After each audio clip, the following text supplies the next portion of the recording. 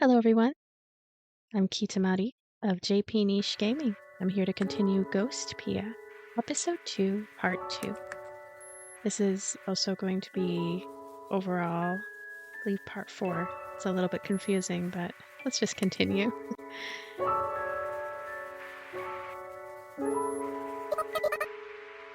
I don't hate it at all. Anya looks at me.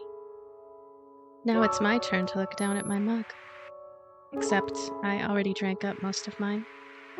So I've got no choice but to look back up. Well, okay, but Anya looks at me again, with sad eyes. Eyes that make me sad too, though not as sad as her. But I wanted to do it. Anya murmurs. We decided that this is what we should do, even if you hated us for it. What you should do? We wanted to make a new friend for you. It's the least we could have done. After all, it's almost like we had stolen ourselves from you, I guess. I get what she's trying to say. It's almost painfully obvious to me. We want you to have friends.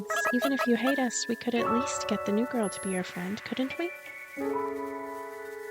But that part, I just can't understand. I'm sorry, I really am. I'm sorry if we're being too nosy, but still. You've got it all wrong. For a moment, I thought I could hold myself back, but I realize I just can't. I shout. This is all just a big misunderstanding. Yes, this is a misunderstanding indeed. One huge misunderstanding. I hear a voice from behind. Pacifica's standing there with snow still clinging to her body. Pacifica. If you're wondering why I came back alone, it's because those poops at the poopy church kicked me out for some poopy reason. Pacifica talks up a storm in a single breath, but she doesn't stop there. And yet I still did my best to leave with a smile, and what do I see today? A stupid client calling out to me even though I said I'm closed today. But I still handled it with a smile. Anyway, I came back because I was worried about Sayoko. And what do I hear you telling her? Huh? Look, I just felt like I had to say it. I mean, it's not fair to hide it from her, is it? Fair? I see. Fair, huh? Look, timing is everything when you've got something to say. If everyone spoke what was really on their mind all the time, we'd have nuclear warfare and the world would be blown to bits.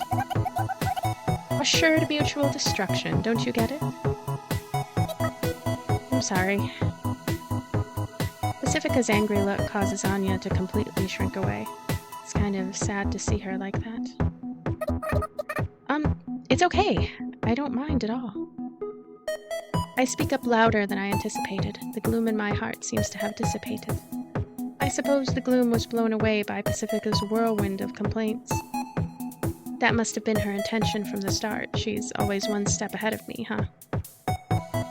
She's trying to make me a friend. It makes me happy to think about it like that. Why don't we just leave it at that? If you want me to hurl this empty-headed redhead out of the window, then just say the word. How about it? There's no need for that. You're too kind, Sayoko. Wouldn't you agree, Anya? I'm so sorry. It's okay, really. When I let out an exasperated sigh, Pacifica holds my hand. She then looks me in the eye and says, You know as well as I do that this girl's kinda blunt. She doesn't mean anything bad by it, okay? Okay. Before I can find the next thing to say. Ring! Ring! The doorbell rings. Anya? Got it. Anya goes to the door in Pacifica's stead. It's probably that client again. Just tell him I'm busy today. Gotcha. Anya slowly disappears down the hallway. So slowly that you can clearly see how annoyed she is. So, what were you trying to say, Sayoko? I was just thinking about how amazing you are, Pacifica. Thanks, but what do we do now?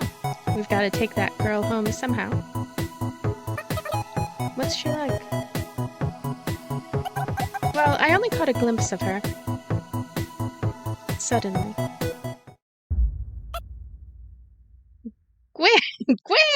Gware! I have no idea. Anya shrieks at the front door. For a second, I think it's the police, but I just incapacitated them, and that gweh sounded like a gweh of annoyance or disgust more than anything. I wonder what that's about. Hey, Anya, what's wrong? Oh, be right there. Damn son of a bitch. An exasperated Anya peeks into the living room.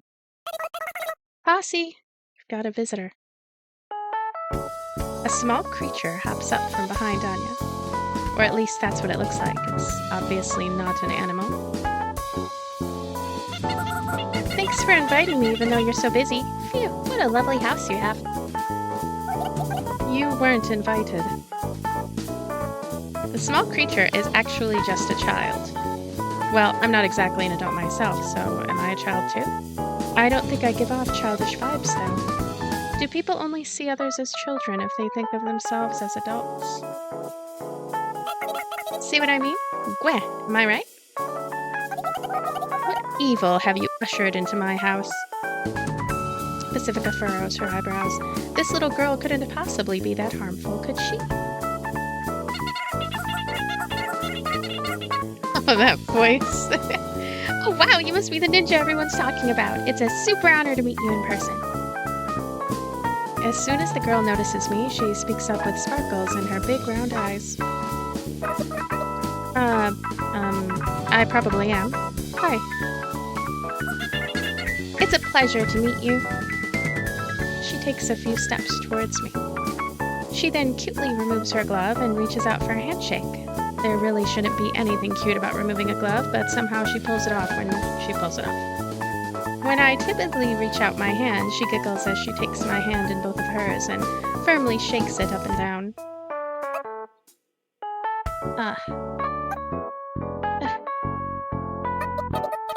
What's with the disgust? She seems like a polite young girl. That's exactly why. Say, Clara, shouldn't you introduce yourself? What? You're right! The girl named Clara hops back, straightens her posture, and looks me in the eye again. My name's Clara. I'm an apprentice nun at the church. Please bear with me as I learn. Everybody loves her. Meet Clara. A Steam achievement just now. She bows her head. Not her upper body, just her head. An awkward gesture for sure. But that awkwardness only adds to her cuteness. She's got a very cute face, but she doesn't seem to realize it herself. Looks like she's trying her best to please everyone in her own way. She's perfect because of her imperfections. At least that's the impression I get from her. See? I'm sure you understand now, Sayako. Huh? What? You see, this girl isn't clergy or anything, she's just a normal girl, but she's always around the church because she adores the priest. So you hate her because she's a church spy? That's about a third of the reason why, yes. She may look cute and innocent, but... and she's even modest and unaware of how cute she is, so she does cutesy kitty stuff every now and then. That's why everyone loves her. She's perfect. And because she's loved, her perseverance is unbending. She's so pure, it makes everyone love her all the more. Few people hate that kid, that's why she can't even tell if someone hates her or feels uncomfortable around her. And that just makes everyone around her love her more and more, so she's happy every day, and so is everyone around her. There's something blood-curdling about Pacifica and Anya's explanation. The way they're blocking the exit as they talk makes it feel like they're initiating me into some sort of cult. I suppose that's pretty much the opposite of what they're doing, though. Everyone loves that kid. She's cute, cheerful, unbiased with her unconditional love, and she has an irresistible charm. Well, I haven't done anything worthy of praise. I just want to be like the priest. She's got got a very cute face, but she doesn't seem to realize it herself. It looks like she's trying her best to please everyone in her own way. She's perfect because of her imperfections. I take another look at the nun in training in front of me. It's more like a huh or wah. About wah. Wah. She kinda pisses me off. I know, right? It seems we've come to an understanding. So basically, it boils down to how it makes one feel to see this perfect little girl living her perfect little life. Many people will probably think she's cute, but some won't. So you're projecting and using her as a scapegoat for your own inadequacy? You could say that. Well, I guess it is kind of creepy for everyone to like someone, so I guess that's natural. I won't deny it, but I won't apologize for it either. Okay, let's toss her into the fireplace. It's been a while since that thing's been useful. Oh, Miss Anya, what a funny joke! Oh, come on, damn it. Anya looks upward pleadingly as if she's given up on everything. She then shuffles over to the sofa and collapses onto its soft fabric. Clara sees that and says, "Miss Anya, you're so funny," which only causes Anya to groan again. Well, anyway, brings you all the way out here today. Got a bit of a hunch? Pacifica crosses her arms and gives Clara an ice-cold glare. But Clara just looks back at her without batting an eye. I can't believe it. Oh, right. It seems there's a misunderstanding about the new ghost in town, so I've had enough of that poopy priest's excuses. Priest isn't poopy. The poop isn't priesty. He's a priest. He's a poop. Priest. Poop. Poop. Priest. Priest. Poop. I don't even know who's talking about. Priest. Poop. Okay, fine. He's not a priest. He's poop. I get it. Yeah, he's poop. What? Would you cut it out with the wha? You poop. The priest is a wonderful man. I'm sure he has his reasons. I believe you'll understand one day, Miss Pacifica. What reason could he possibly have to label the new girl dangerous and lock her up? Interesting. I'm sure he cannot give any reason that people would understand right now. I believe he'll explain in full when the time comes. So, why did you come here personally? I didn't want you to hate the priest, so I came here to come to his defense on his behalf. So you're saying the poop didn't send you here personally? You should have just said it so sooner. I was going to say earlier. I thought for sure the poop had entrusted you with some poopy message. No matter how much Pacifica makes fun of the priest, Clara's eyes never lose their shine. I can do nothing but shudder as I watch the conversation unfold. The priest delivers the word of God to us, and Clara wants to deliver the word of the priest to everyone. Anya? I heard ya. Poop, poop. Don't bother with the fireplace. The window will do. It saves us the trouble of cleaning up. You think so? I always thought that girls who pull the whole cutesy act deserve to die in a fire. Hey, this isn't the time to joke around. I'm not leaving until this misunderstanding is cleared up. I know that you will understand. Clara shuts her eyes as if completely pleased by her own words. She's acting like a ghost. As in the sort of incorporeal ghost that's tricky to deal with since any attacks phase right through it. A troublesome specter that's always present and can never be interacted with. Oh wow, Pacifica looks quite angry there. I see. Please leave. You can either leave through the door or the window. Your choice. No, I'm not leaving. Let's be friends, Miss Pacifica, Miss Anya, and Miss Ninja. Okay, I'm not a ninja, okay? I see you've chosen the window then? Pacifica lets out an exasperated sigh. I won't give in to fear. You're the ones who are afraid. But it's okay. Everything will be okay. God loves all his children, after all. Pacifica. Amen. Pacifica grasps Clara by the shoulder.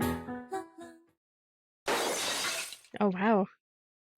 She's still smiling, despite the pain. I feel tired all of a sudden. Today is just the worst. I'll show you out. Deal with Clara. That was the name of another achievement. What were her final words? What? Why would you say "wah" when you've been thrown out of a window? At least say "eep" or something. Guys probably like that part about her. The "fwa" part, I mean. The wind's blowing in through the broken window, but none of us complain. We would rather invite the cold in than invite her. The decorations sway in the chill, invisible wind. Anya and Pacifica ignore it as they sit back on the sofa. I'm sorry you went through all this for me. I sit directly on the floor, a little bit away from them, and lean against the wall. Warm air rises, so it's much colder near the floor than you'd expect. I hate myself for failing to find a better seating position. Having failed to accomplish their duty, the welcome party decorations look somehow cold. That poor new ghost. I hope for her sake she's not the cutesy type. Don't worry about it. I'm not mad at you, Sayako. I'm mad at the church. You know that, don't you? Well, yeah, but I was thinking I caused you a lot of trouble. I don't know the specifics, but I realize Pacifica's worked really hard, for my sake, so that she could make me a friend. Even if I stopped being her friend? What's that supposed to mean? I didn't hear everything that the dummy Anya over here said, but it's not like we want to stop being friends with you or anything. We just wanted to do something for you, as a token of reconciliation. But physical objects quickly disappear, you know? So we wanted to give you a friend. It's like planning a surprise party. We've already gotten this far, so we might as well see this whole thing through, right? We didn't mean to trick you or anything. Honest. Yeah, I understand. It's okay. Actually, I should be apologizing for all this trouble I've caused. Before I can finish that thought, I sink into silence. I'm cold. The heater's on, but that's like bailing out a sinking ship with a thimble. It's too cold for comfort. Aren't you cold? Why not sit over here? Yeah, that's right. Pacifica and Anya scooch over and make some room for me in the middle. Oh, that's cute. And you can move the picture around a little bit. It should be much better than the floor. And we all might be warmer if we share body heat. I get up, stand in place, and hesitate for quite some time. In the end, I decline the offer. I tell them I'm going home since I'm tired today. Okay, sorry about today. I'll plan a bunch of stuff and get it all prepped by tomorrow. So please come back once you wake up. I'll be waiting. Let's drink coffee again. Sure. Okay. See you tomorrow. Wait, let me walk you. I tell her she can just walk me to the entrance as we part ways. The moment the door closes, I can hear Anya's voice through the gap saying, maybe I should go home too. The sky's still dark. There's still ghosts coming and going around this time. Considering the whole commotion earlier, I should probably avoid Main Street. I walk stealthily, avoiding contact with others. I don't feel especially cold since it was already pretty cold inside the room. They wanted to make a new friend for me. That's what those two said. I feel like that's part of why I was so intrigued by the idea of a new ghost in town, too. Anya, Pacifica, and I have ended up getting ourselves quite the reputation. A new ghost would be convenient as a friend since she won't be aware of any of the town's history. She's equally distant from everyone, so if we get to her first, we're sure to get on her good side. That's probably what I've been subconsciously thinking. The subconscious is an amazing thing, huh? I think my subconscious is smarter than I am. So in other words, their present matches my needs. Regardless of how they try to show it, they treat me like a friend. It truly does feel like a present. But if they want me to have a present, even if I won't be their friend anymore, it doesn't really make me happy. I sigh. I want to be friends with them forever. I never really thought I needed a new friend, satisfied just spending time with the two I have. But saying that would be like telling them, no thanks, I don't want your present. I don't want to do that. I feel like presents should make both the recipient and the giver happy. I mean, I've given presents myself before, haven't I? Hopefully I have. I desperately search through my empty memory and arrive at my apartment before I know it. I'm home. Pacifica's house isn't that far away, but I feel like I've walked quite a distance. I wonder what happened to the elderly man and the police. Hopefully they don't come for revenge. I don't want to be thrown and shot repeatedly as payback. Payback. That gives me an idea. Oh yeah. I've figured out something I can do. Maybe I can pay them back somehow. I don't think I've really used my brain to think up something like that in a long time. I can't hold back a giggle. Just when they thought I was out. That's the cryptic thought that comes to mind. And as soon as it crosses my mind, I tumble down the stairs. But that doesn't stop me from thinking about how I can pay them back.